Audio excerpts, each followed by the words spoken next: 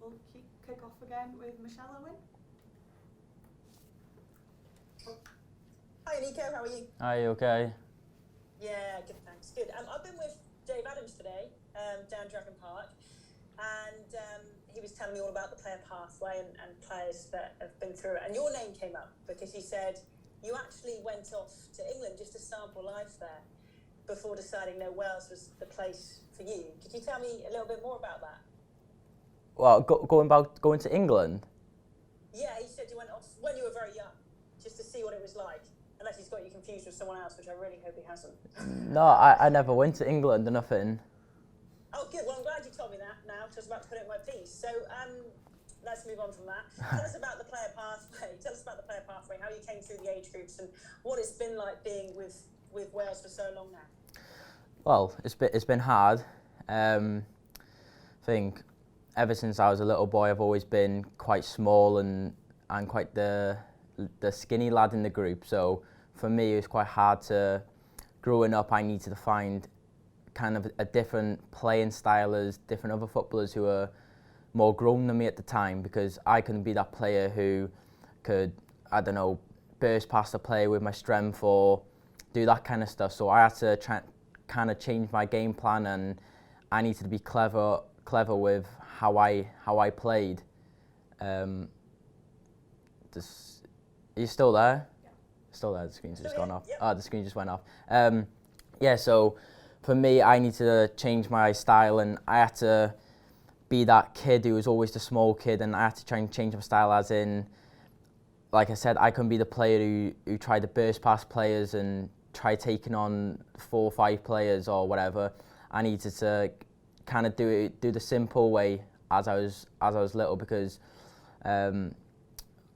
obviously there's players who were in the same age group as me, same age, but they were more physically developed as me, so I needed to play kind of the simple way and 1 and 2 touch, and that's how I had to try and change my game plan. But then as I got older, and obviously the more gym I'd done, the more age groups I went through, I started getting bigger, and that's how I started developing my football. And as soon as I think I went into kind of the men's under 18s football, I think that's when I started really kicking on. Yeah, and now you're competing for that spot in the starting lineup against Turkey. Tell me what's the competition like? Because obviously Connor Roberts started at the weekend, but I know you must be itching to get on the pitch. What's it like in camp, and have you got any steer either way what might be happening on Wednesday?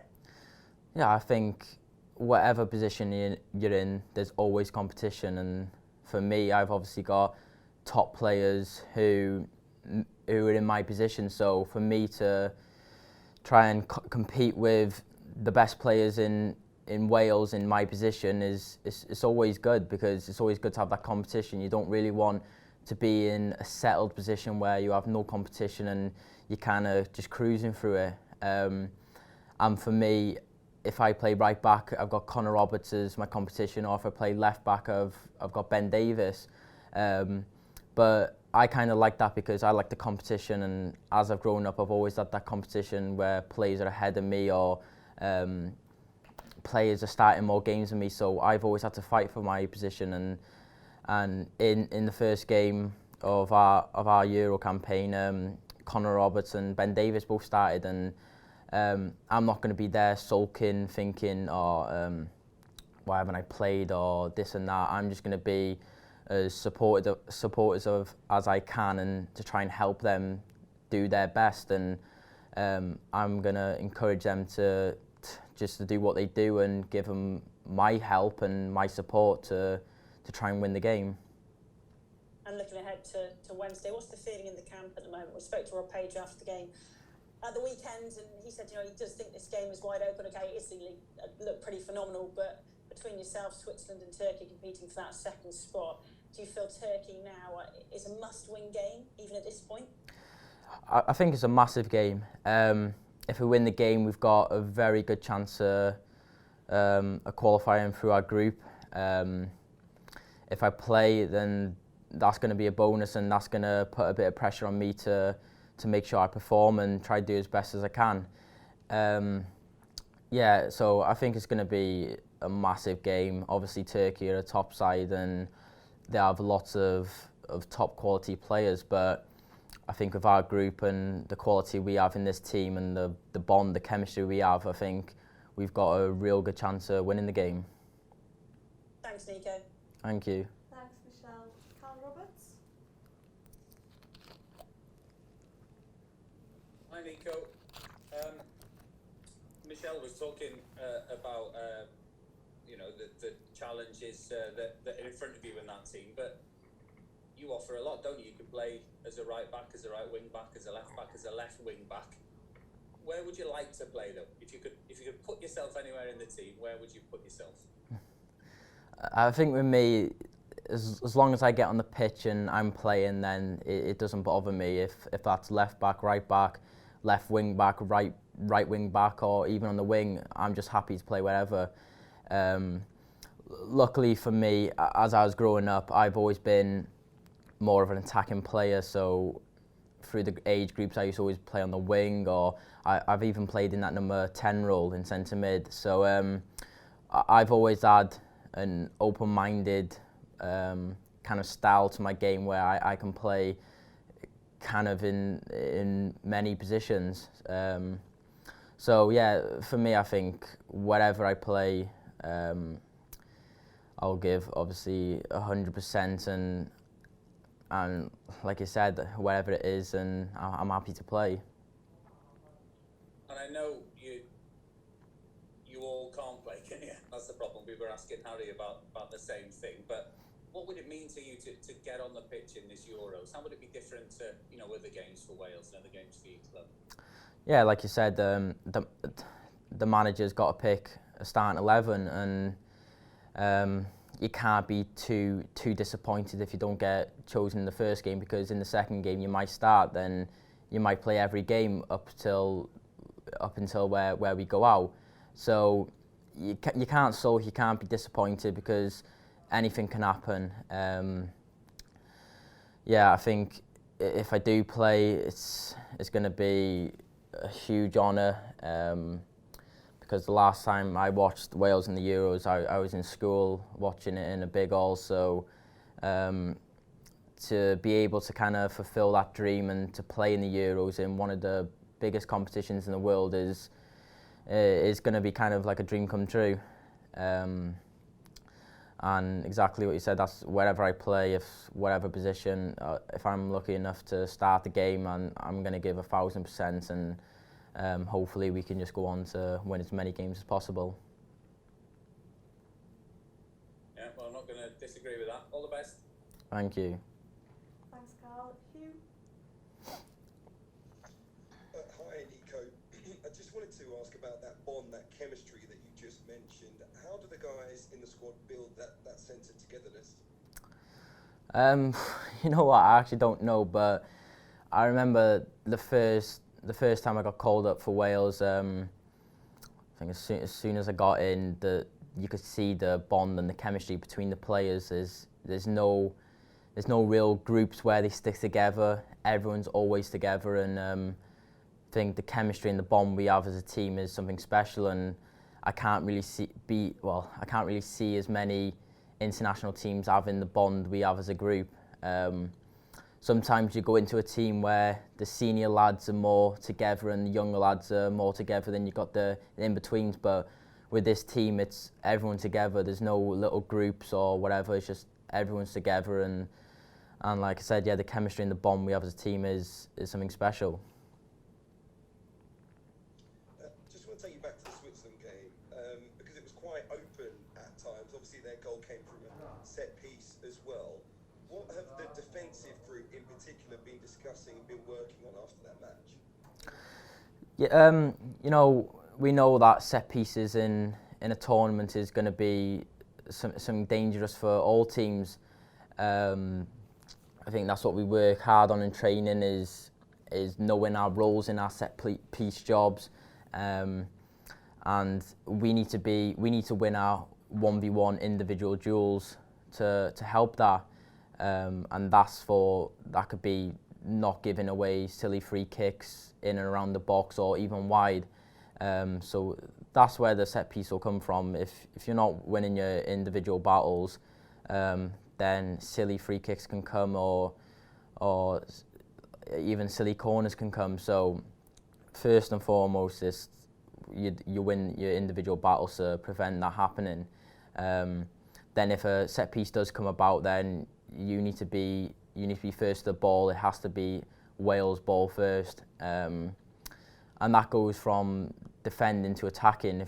If we do get a set piece from attacking, then we need to know our routine, and we need to know what role we're doing in that. And luckily against Switzerland, that came off.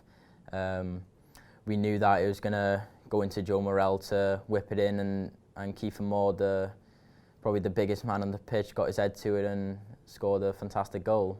So it's not something that just happens, it's practiced and trained. If you do come in and start the game, Neco, what sort of intensity are you expecting? And do you think a lack of game time for your club this season is going to affect you in any way? No, I don't think so. I think as a professional, it's not just if you're not playing at your club more as what you think you should be. You need to make sure you're keeping up your fitness, and if that's, I don't know, doing extra in training, coming in on your days off, then you have to do that. I think us as professionals, we know how our body feels, and if we don't feel fit enough in the game, then, like I said, we have to come in on our days off, or we have to do more after training. So I don't think that's going to play a big part in a game if I play.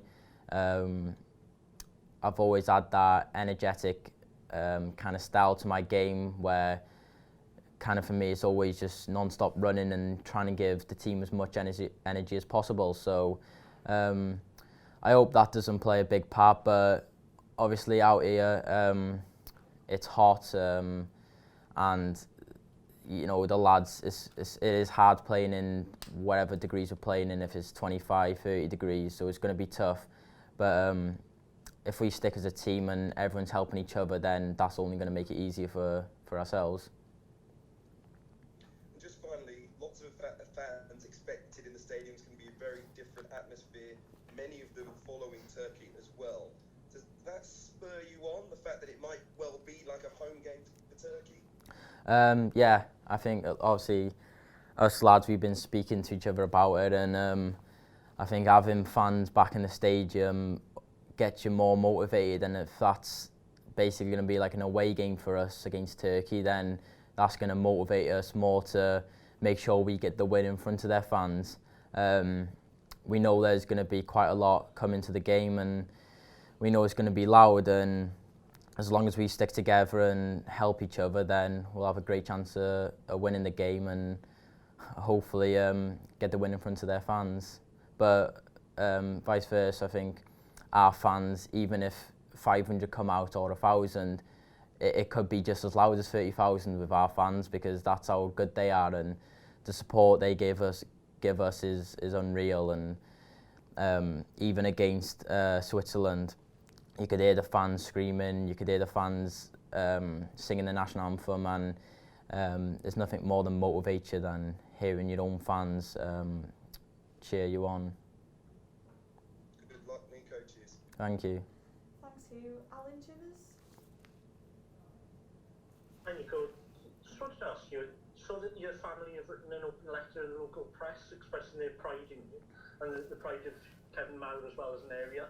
So I was just wondering what it means to you to represent your family and the area as well on a big stage. It means everything. You know, for me, I've grew up in a little small village where basically everyone knows each other. So every time I play, I know the whole village is there supporting me.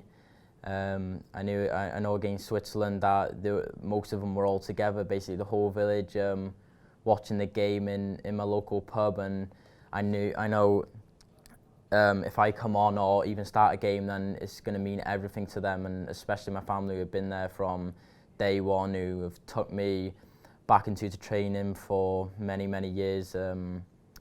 I think it'll be a proud moment. Thanks, Nico. All the best. Thank you. Thanks, Alan. Megan? Hey Nico, how are you? Are you okay? Yeah, I'm good.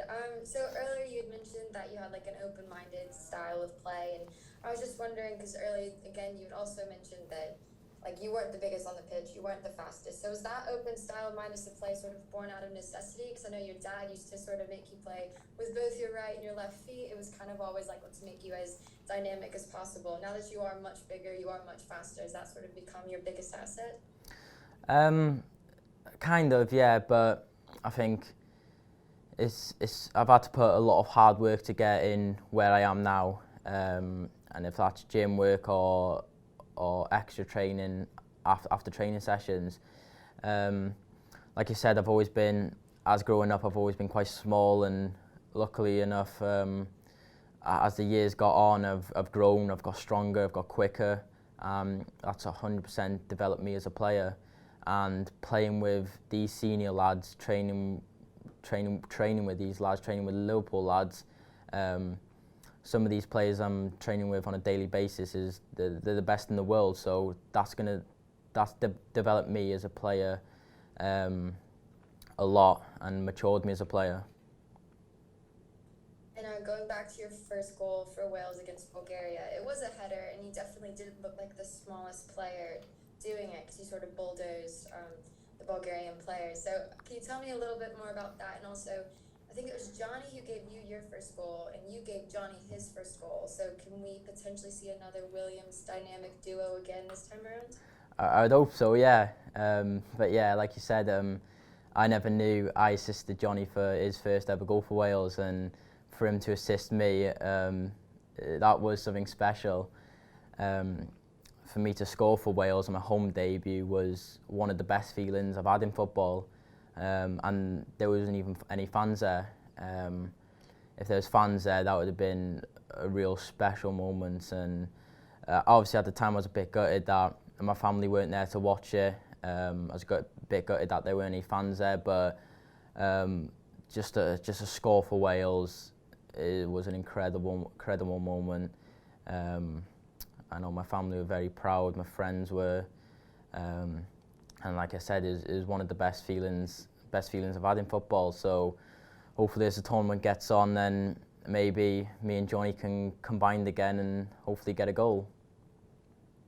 And last one for me, you mentioned earlier that you're quite competitive. So I was just kind of curious, does that filter into other aspects of your life? Like, are you the kind of guy who flips the table when you lose at Monopoly or anything like that? I wouldn't flip a table, I would say, but I am quite competitive, and I think it's more of an addiction. So if I'm always winning, then I lose. I just want to play again to try and win, try and get that feeling back. I think my whole family have always been competitive. Like myself, I'm a footballer. My brother, he plays for Burnley under 18s, so he's competitive. And then I have 3 sisters who are always doing dancing, so they compete in like big tournaments as well against other dance schools. So my family's always been very competitive, and like you can imagine, on Christmas Day or whatever, New Year's Day or whatever, when we're playing games, it's a competitive household. Cool, mine's the exact same way. So thank you and good luck for Wednesday. Thank you. Lovely, thank you very much. We're going to have to leave it there. So diolch Nico, thanks everyone. See you all soon.